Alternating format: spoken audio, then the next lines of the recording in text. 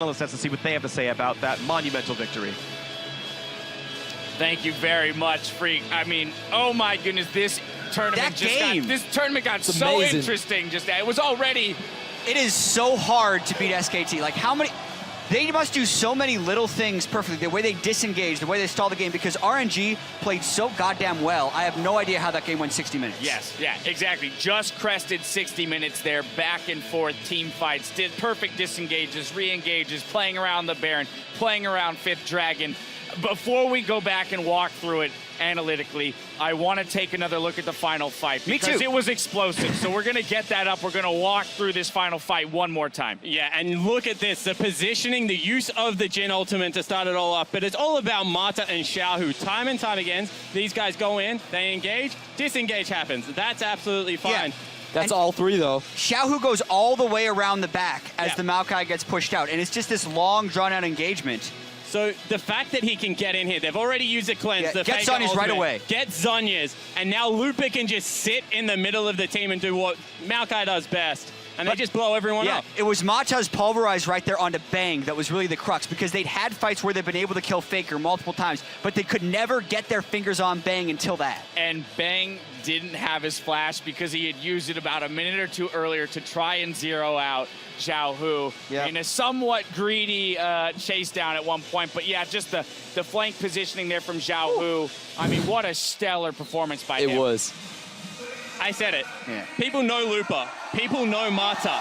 People will underestimate the Chinese players on Royal Never Give Up. Time and time again, Xiaohu, formerly known as Angel Beats, he is the biggest LeBlanc player. He is known for his assassin play. To blind pick Azir into him is very, very risky, and SKT were made to pay in this game.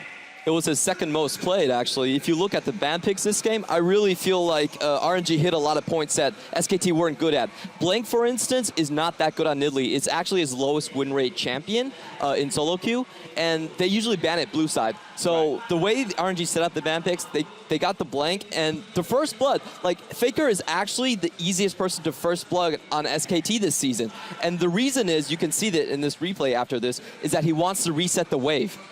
Yeah, and also when you think about the way that gank moved up, we have an ignite on the LeBlanc before this play happens, so they're trying to gank a combat summoner lane that shouldn't necessarily be getting that aggressive. So once that happened, Xiaohu was able to get aggressive, and then they could just continue chaining the deaths onto Faker. Yep, that on top of the fact Braves had red buff, whereas Nidalee did not. Just an extra bit of damage added in there. But yeah, we saw what would happen.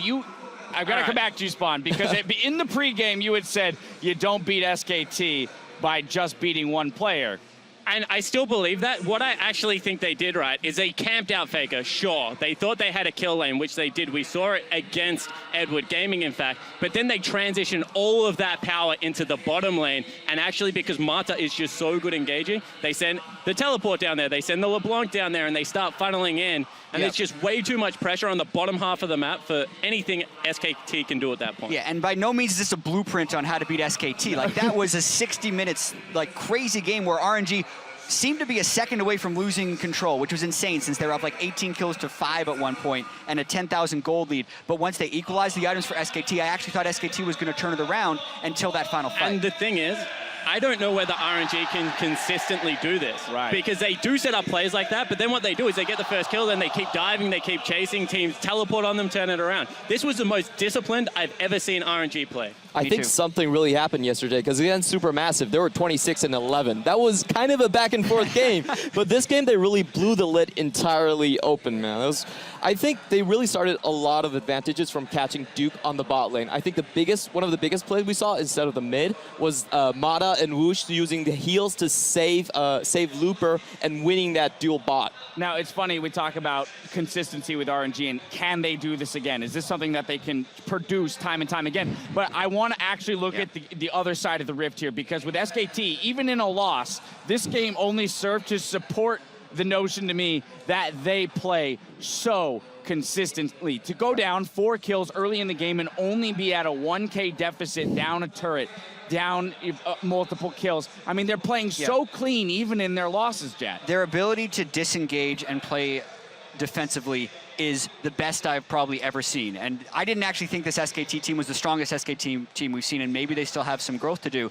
But as far as this MSI goes, it's got to be concerning because they have this aura of invincibility around them that they brought into this tournament. But even in their hearts, Faker even said, I really need to win MSI. It's the only tournament I haven't won. And when they lose their first chance at the region that beat them at last MSI, there might be a crack in the SKT armor there, and that aura is now a little bit diminished, at least against RNG. And Spawn, Faker loses to LeBlanc in this matchup. Their first time going up against a Chinese team at MSI, the tournament they so desperately want to win. And you know that has to hurt because when you're Faker, you're a two-time world champion, you have so many things. Xiaohu relatively new, but cannot underestimate the fact that Faker will bounce back in this tournament. Yeah, all right, well, we've obviously talked about as much as we can about Cancel this game. the games. We're going to continue talking about it. I know, right? Yeah, seriously. I wish we could. We'll have time to talk more later. We're going to send it down now, though, to the interview lounge where Shox is standing by with Royals Rock in the bot lane. Well, the Rock in the bot lane for sure. Thank you, Dash. Standing by with Mata after beating SKT with RNG. First off, I just got to get your very first reactions. I hope that you can hear me after doing that and taking down the tournament favorite. 우선 승리를 축하드리고요. 이번 대회 가장 강력한 우승 후보 SKT1 팀을 꺾은 소감이 어떻게 되시나요? 일단 가장 강한 팀이 SKT를 꺾어서 기분은 좋고요. 근데 반대로 SKT가 다음 경기에는 더 무섭게 준비할 것 같아가지고 긴장돼요. So first, I'm really glad that we were able to beat SKT, but on the other hand, I'm also worried that how stronger SKT will be at the next game. Yeah. Yeah, well, we saw that in this game as well. You guys got a huge lead early, a lot of kills on Faker, but then it all slowed down. Is it that's worrying you when you possibly face them again? 그 경기 초반에 이제 페이커 선수를 상대로 많은 킬을 따내면서 우위를 가져갔지만 되게 또 그 뒤로 한동안 경기가 소강 상태에 이르게 됐는데 혹시 그런 SKT1 팀의 그런 점이 무섭다고 말한 건지 경기가 좀 되게 막 좀 다시 루즈해졌는데 그게 일단 SKT가 강하기 때문에 더더욱 빨리 끝낼 수 없었고요. 그리고 픽 자체가 저희는 푸시하기 좀 어려운 챔프들 구성이었고 상대는 아지르 같은 좀 수성에 강한 챔피언이었기 때문에 좀 힘들었던 것 같아요. So first, like since it was SKT1, that was why we weren't able to finish the game so early because they're so strong, and also the picks like. Our picks weren't too good to push turrets, towers, but they had like Azir who was also good at defending the towers. So I think that picks had a big reason why we couldn't finish the game so early. Well, we had CLG here beforehand who said a big part in losing to SKT is that you kind of fear them. But now you have this victory and you did it in this stadium on RNG's home turf. Is that not enough to give you a confident boost to think that you might be able to take the title here? 이전 인터뷰 때 CLG 이제 팀의 아프롬 선수가 SKT1 팀 상대 때 가장 어려운 부분이 그 팀을 무서워하는 거, 두려워하는 거다라고 얘기했었는데 어쨌든 이번에 그 팀을 이기면서 그 무서운 감정을 이제 넘어섰을 텐데 이제 좀 자신 있게 이번 대회를 우승할 수 있을 것 같다고 말할 수 있지 않을까요? 저는 좀 자신감 있게 게임하는 스타일은 아니어가지고요. 네, SKT가 다음 경기에는 오히려 한 판을 졌기 때문에 제가 보기에 이번 대회 더 강해지지 않을까 생각이 들어요. Well, I'm not that type of player who plays with confidence. So, and also I just think that since they lost today, SKT will prepare even more and become a stronger team next time we play against them. All right. Still going to ask it, Mata. We know you as the legend from Season 4 taking the World Championship with Samsung White. Then it was kind of quiet around you. Do you feel like this could be your time again with this team? 마타 선수 이제 시즌 4 때 이제 어쨌든 삼성 화이트 팀이랑 이제 많은 우승을 이제 롤드컵을 우승하면서 전설로 이제 기록될 정도로 엄청난 해를 보냈다가 한동안 이제 조용했었잖아요. 한동안 대회를 안 보이고. 근데 어떻게 이번 올해는 지금 현재 RNG 팀과 다시 한번 세계 대회를 우승하고 그 정점을 찍을 수 있을 거라 생각되나요? 저희 팀이 경기 보셨다시피 SKT처럼 꾸준하게 이렇게 상대를 찍어 누르는 스타일은 아니기 때문에 어떤 팀이든 방심하지 않고 해야 좋은 성적을 낼 수 있다고 생각해요. 근데 하지만 우승은 아직 부족하다고 봅니다.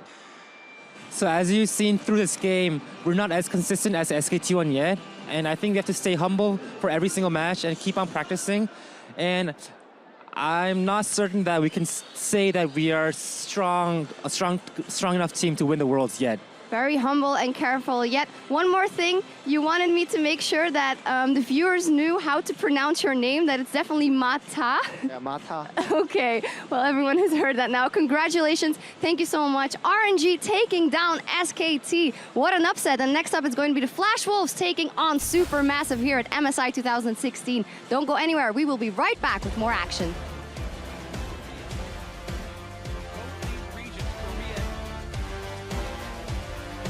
Regions, Korea and China, are undefeated heading into this match. Comes Nidalee, wants to bite into Blank. Mlxg forced to flash away. Blank chasing, but he still goes down. It's a blue buff to Xiaohu.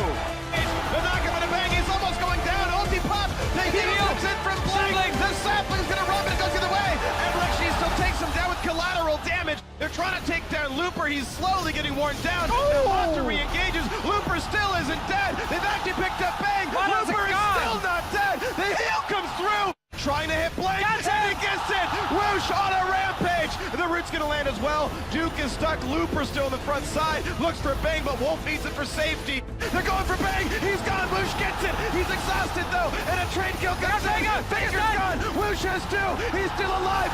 Another RNG takes it! Then on to Duke! A triple kill! Make that the Guardian Angel! Never giving up, never saying die, never surrendering, and taking an hour-long victory over the favorites from Korea.